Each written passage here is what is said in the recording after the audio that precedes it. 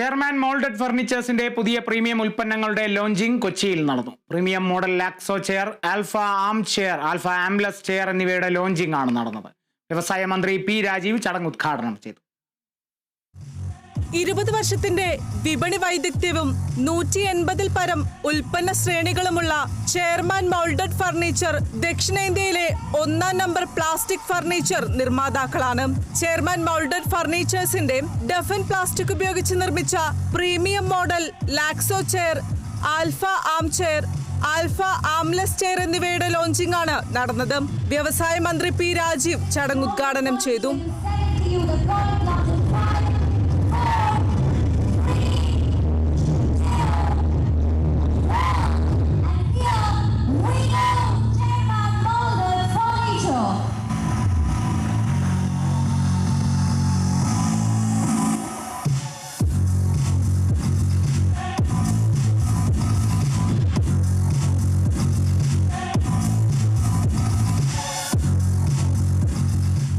വ്യവസായ സൗഹൃദ അന്തരീക്ഷം നിലനിൽക്കുന്ന സംസ്ഥാനമാണ് കേരളമെന്ന് മന്ത്രി പി രാജീവ് പറഞ്ഞു. ലോകോത്തര നിലവാരമുള്ള പ്രൊഡക്റ്റാണ് ചെയർമാൻ ഇപ്പോൾ കേരളത്തിൽ തന്നെ മാനുഫാക്ചർ ചെയ്ത് പുറത്തേക്ക് പ്രൊഡക്റ്റായി വന്നിട്ടുള്ളത്. ഓരോ മലയാളിക്കും അഭിമാനിക്കാം. കേരളം വ്യവസായത്തിൻ്റെ കാര്യത്തിൽ ഇപ്പോൾ നല്ല ഒരു അന്തരീക്ഷം വന്നിരിക്കുകയാണ്. ഏറ്റവും മെച്ചപ്പെട്ട അന്തരീക്ഷമുണ്ട്.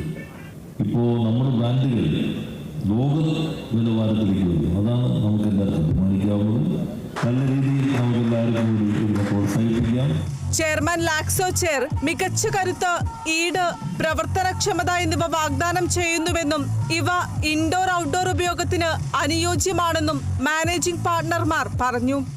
3 പ്രൊഡക്റ്റാണ് നമ്മൾ ഇന്നിവിടെ ലോഞ്ച് ചെയ്തത്.